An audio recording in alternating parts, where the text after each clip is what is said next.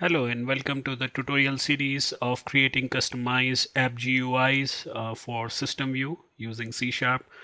This is part 2 video where we'll be discussing about controlling SystemVue parameters from C#. So this is the place where we left in part 1 video. We understood how to declare variables, how to write different things from the program onto the monitor. Now to understand SystemVue linkages, we need a SystemVue class where all the methods are described. So under SystemVue directory, under examples, and if you go to the folder shown on the link here, we will get a namespace program which is written, and it has all the desired methods provided. So we'll just copy the folder from the example folder onto the location of our choice. So in this case, I'll just put it on my desktop, and we will see what is there inside this folder. And if you double click and open, you will find a C# project, and you will find a C# program, and that's where all the methods has been written.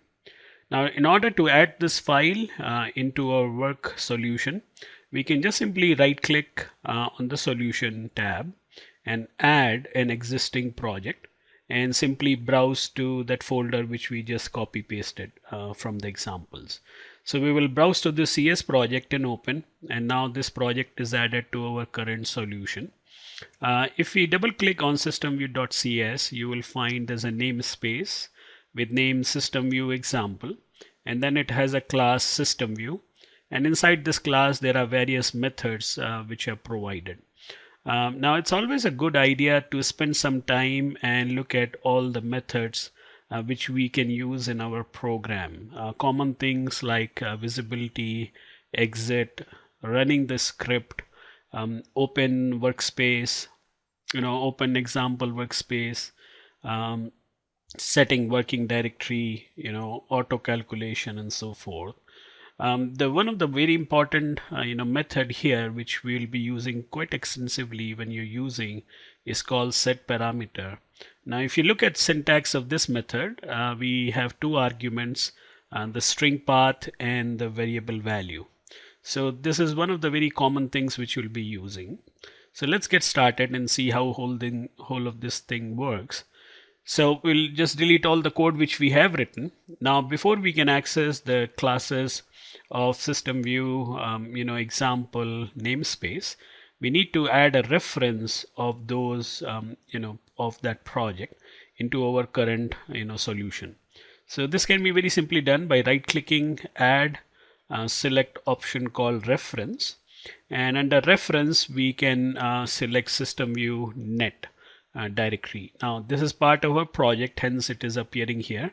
Else you can click browse if you have copied it somewhere else. You click OK, and now you can see SystemVue net reference has been added into our current code.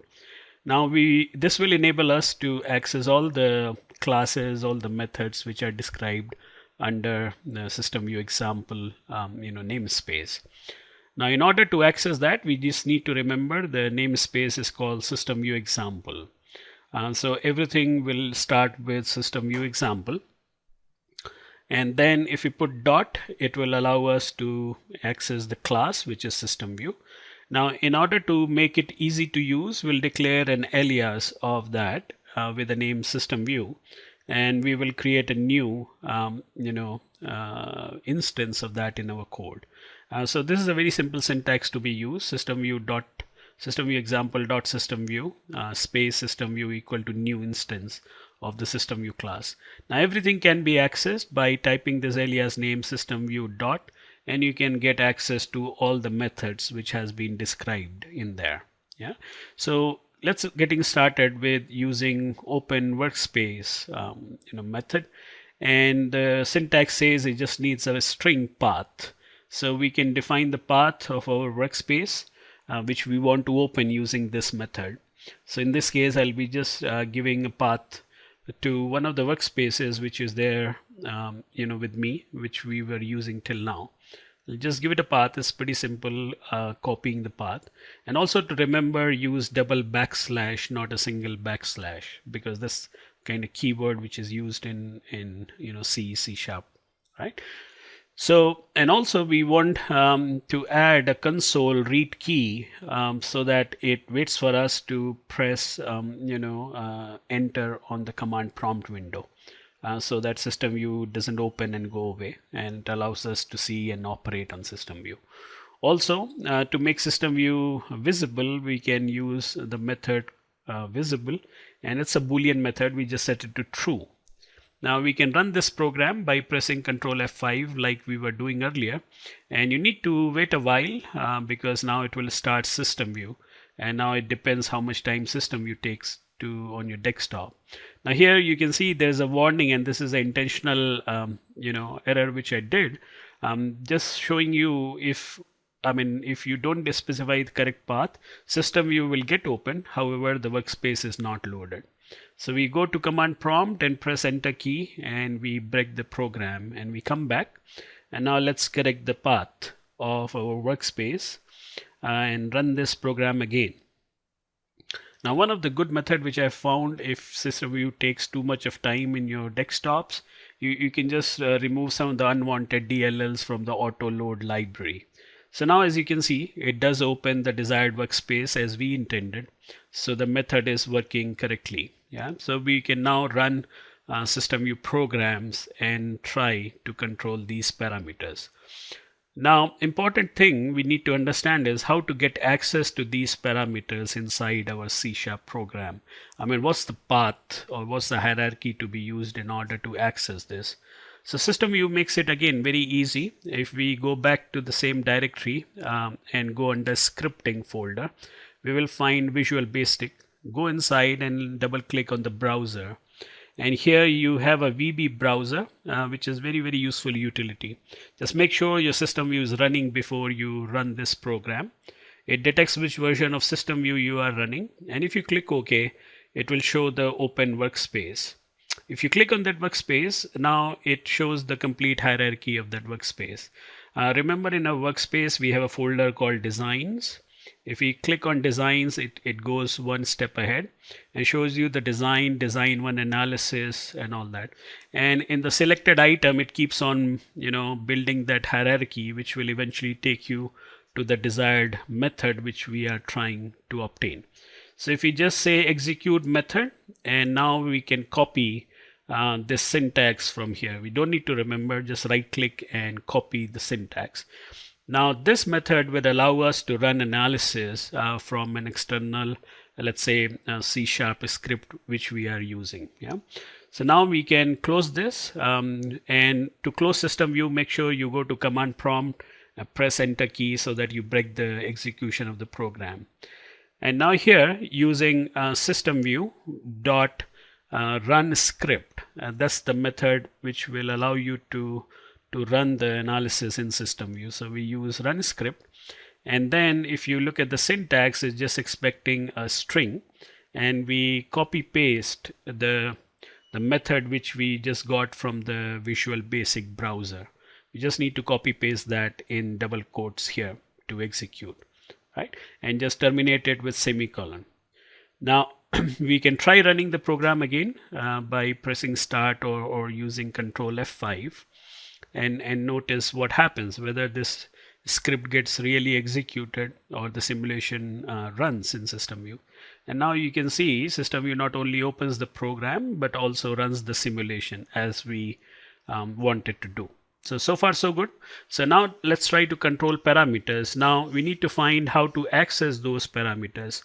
So if we go back to the VB browser and make sure your system view is working, and we look under designs, and our parameter is defined under design 1, and you can see parameters, and under site parameters we have parameter set, and now you get access to all the parameters which you have described in the parameter page. So if we click on mod type, and we can see the mod type can be set here. So for our work, we don't need the set command, we just copy paste up till mod type from the workspace name onwards. Yeah. So we'll again right click and copy this syntax. So as you can see, it's really simple. You don't need to remember the long syntax. Just use VB browser wherever you need. So close the browser, close system view, and come back here. and we type SystemVue dot set parameters. So that's the simple command to be remembered. And this method is expecting two arguments. The first one is the path, and that's what we have given it as a string. And we just put a comma, and after comma we declare the value of mod type, right? So you can always refer to the syntax of this method, which is it is expecting. So we can either type 0, 1 or 2, or here we will use a variable called mod type, because eventually this is what will control. And now we will declare a mod type, a variable in our code. Now if you remember, mod type can be 0, 1 or 2, so we can use integer type declaration and initialize with the value 0. So essentially what it means, your LFM source will be enabled and the analysis will be run. So if we run this program now, just to make sure everything is working as desired. Now this is pretty important if you're new to this concept of try doing and implementing, and you can see there is a mistake because LFM does get enabled but after the simulation is performed, whereas we would like to enable LFM before the simulation is performed.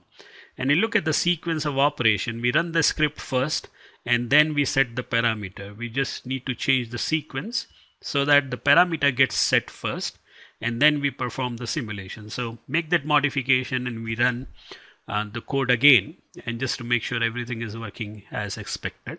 So now indeed, as you can see, LFM gets enabled, we run the simulation and behavior is as expected now. If we go back to command prompt, press enter key and break the program. Now we can just simply copy paste this line for setting up other parameters which we have in our parameter list, like bandwidth, we have PRI, pulse width and so on. Now those things can be fractional, so here I'm using double data type, and we can just keep on putting comma and we can declare multiple variables as we need with some value, right? So here we can also have an equation. For example, baseband sampling rate is equal to 5 times LFM bandwidth, so that based on the bandwidth change, the sample rate automatically gets adjusted. Now we can just simply pass those variable names using the same syntax that we did earlier. Now here for the sake of clarity, I'm using the same variable name in my C code as defined in SystemVue. However, it's not mandatory. You can have different names in SystemVue as well as your C#. Yeah, but having the same name kind of helps you in debugging or finding the error quite quickly. So that's my way of working. You can have your own way of defining variables.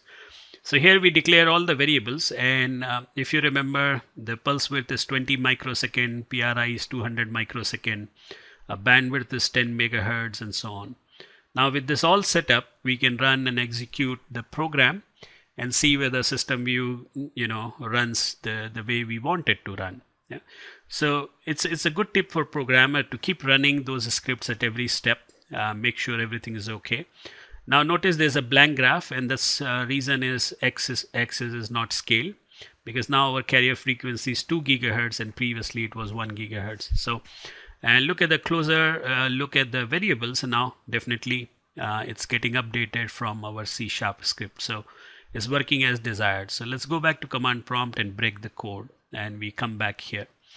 So now we can also try changing the modulation type. So instead of 0, let's set it to 1, which means the barker, and we run the program again to make sure the barker gets activated and gets simulated.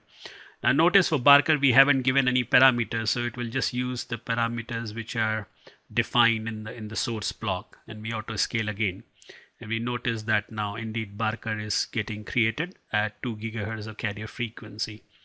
So one last verification, we go back to our code, change the mod type variable to 2 to enable the FSK, and make sure the waveform is as expected, although it should work, but it's always good to just double check and make sure everything is working as desired. Yeah. Right, so indeed, FSK gets activated and we are able to perform the simulation. So hopefully this gives you some idea how to control SystemVue parameters from C#. In the next video, we will take a look at how do we create a custom GUI to control these parameters.